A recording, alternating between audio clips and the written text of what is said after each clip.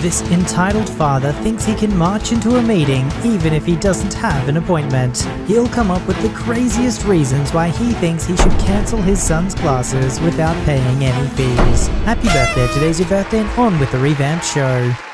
The things people go to get an elk is just sickening. I love hunting. Only started 5 years ago, but I have yet to get an elk and now I'm not sure if I want to. This is all happening in Montana. I was there as mostly a pack mule, but stayed out of the nonsense. Mike was really our star player, and relayed a lot of the convo back to me. There's two separate stories that happened back to back. Mike is a family friend. ED1, entitled Dad in the first story. ET, entitled Teen Boy. There were about 5 ET, but one stood out as the douchiest. ED2, the dad in the second story. And EK, snot-nosed little child. The background. 85% of elk hunting I've seen is done by sitting on state land that borders private land and waiting for the elk to hop the fence over to state land, where it can legally be hunted. This leads to huge groups of people sitting around a private plot and waiting. Some groups will work the elk into a corner of state land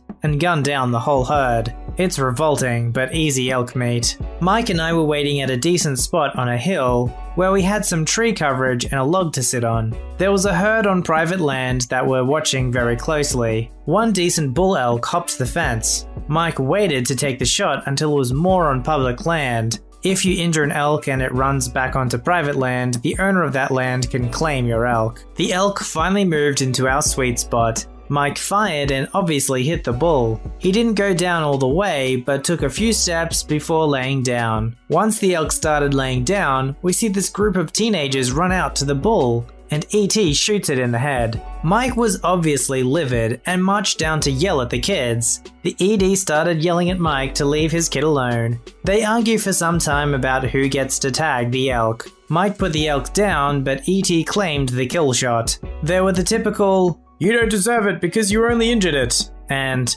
"My angel should take it because he earned it." But that's standard when dealing with entitlement. Mike was greatly outnumbered and let it go.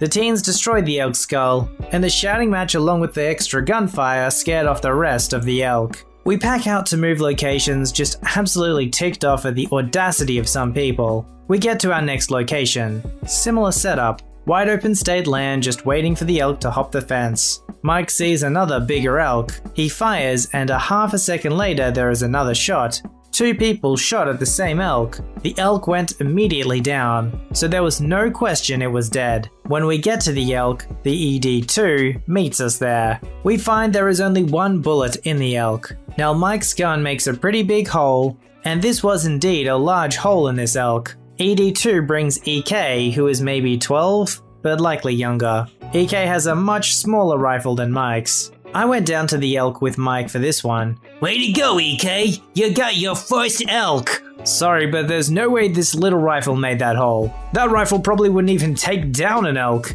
"I did! You obviously missed!" "No, that's bullcrap. You're not taking my elk." They argue with name calling, etc., while I check the elk for any other holes or signs that made any contact on the elk. But there was none, just a huge hole, ruining a bunch of meat. "Come on, man, let EK have it. It's his first elk. And he did shoot. How do you know he didn't hit it?" "Because of the big hole in the elk? Seriously, that rifle would not have had that kind of impact." "I don't care, man. That's not cool." Mike used some other choice words, to which the ED used some of his own. EK decided to rock paper scissors for it. Finally, Mike decided to rock paper scissors the kid for the elk. Mike won, and the kid started bawling. The ED2 yelled some more about how we stole an elk from a kid. We should be ashamed of ourselves. The entitled kid kicked the elk as Mike was putting his tag on it. I chased the kid off and the ED started to come after me, but I stood my ground with my rifle in my hands. Not pointed at him,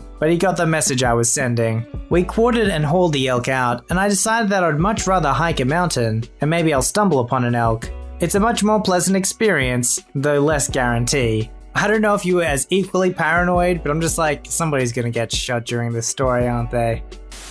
Before I start, this is basically the only time these two turned entitled. I had no idea where it came from, and it surprised me, since they never acted this way before. They're both genuinely good people, except in this one moment. Anyway, here's the cast. entitled Friend 1, 2, Birthday Girl, and me. So it was BG's birthday, and she decided to have a dinner at a nice restaurant to celebrate. And at the time, I recently got $100 from my grandmother for my birthday a couple weeks prior. This bit's important, and I very rarely ever hold on to that much money at once, so I wanted to make it stretch. So I spent around $15 on nothing but Starburst for Birthday Girl. I didn't really know BG at the time, and I had no idea what she liked or what she wanted, so I thought everybody likes candy. EF1 and 2 picked me up from my house with my little goodie bag filled to the brim with Starbursts. We start driving to the mall so EF1 and 2 could get BG something.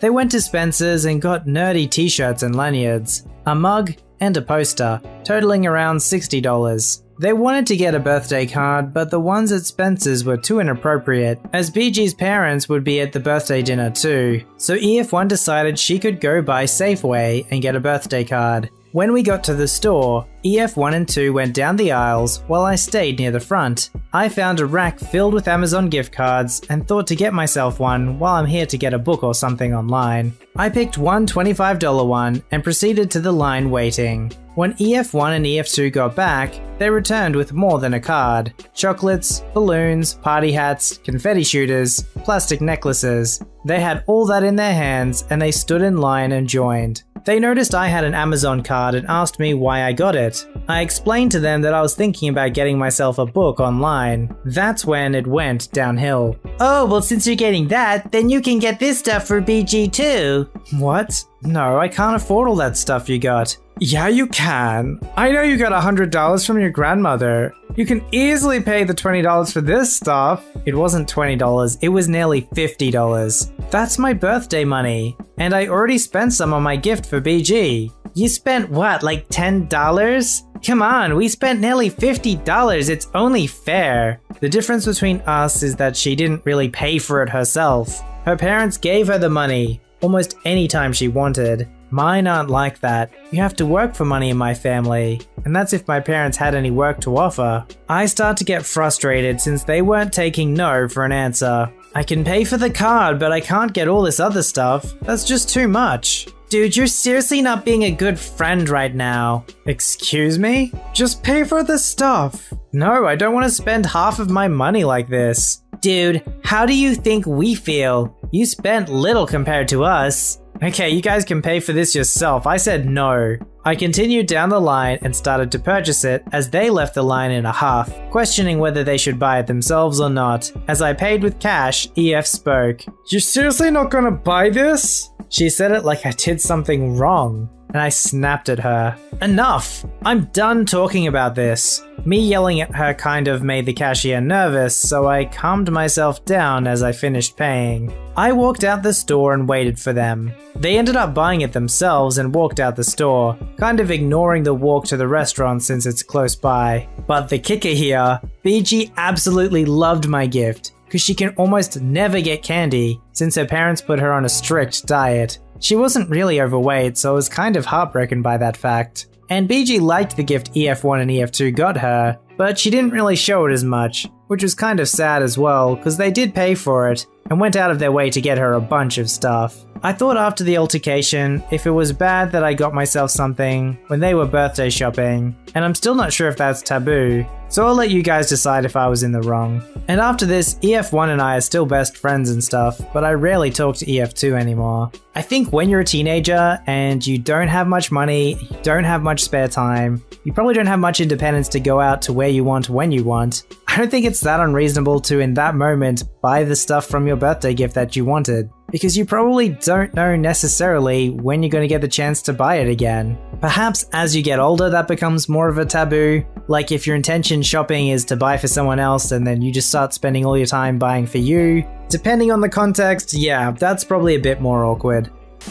I work as the lead assistant in the office that handles university withdrawals. The following is an encounter I had with an entitled father about his son, who is in college. EF is entitled father, EM entitled mother. She didn't say a word, but I want to mention she was there too. AS, adult son, BS, my boss. Hey, how can I help you? Hi, yes, we're here to withdraw my son from his classes this semester. Sure thing, you're in the right place. Do you have an appointment set up? No, we don't. That would have been something we'd have liked to know ahead of time. Like you can't call ahead and check? Okay, well, I can schedule one for you. The reason we schedule is because our full-time staff like to take the time to talk to students one-on-one to go over any potential implications and resources that might be available to them. That's unacceptable. I'm an alumni. To EM and AS. I might have to make some phone calls to get somebody in trouble because this is outrageous. I can see what I can do, but I can't make any promises.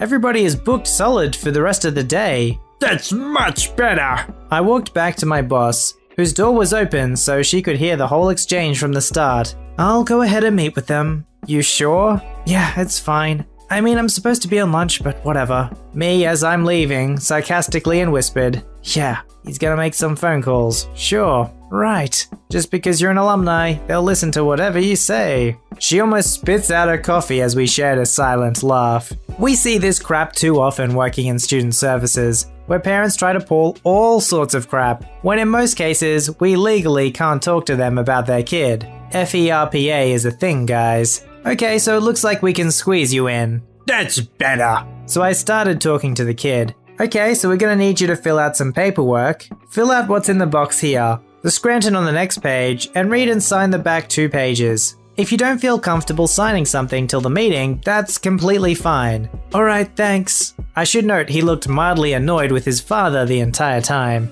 especially when he started talking about what's next. Yeah, don't read anything until we read it over and meet with them. That's how they get you. Literally, if you sign something but aren't sure if you want to proceed, we put it in pending and do not touch it until you reach out to continue, or it's after a deadline and we destroy it. We never go through with it. Our school has nothing to gain by booting people from the class when we already have your money. After a minute, the father starts again. He's a smart kid. He's having a hard time adjusting. We've been sent to other offices for what he's dealing with. He's smart, but his anxiety and mental stuff keeps him from getting out of bed some days. I understand, sir. We have resources on campus for things like that. The counseling and testing center is just across campus, and the first few visits are free before they charge on a sliding scale. Well, we had one department or somebody tell us that he has to work everything out with his professors. At this point, I pick up that there's something else going on, so I try to help by probing a little bit.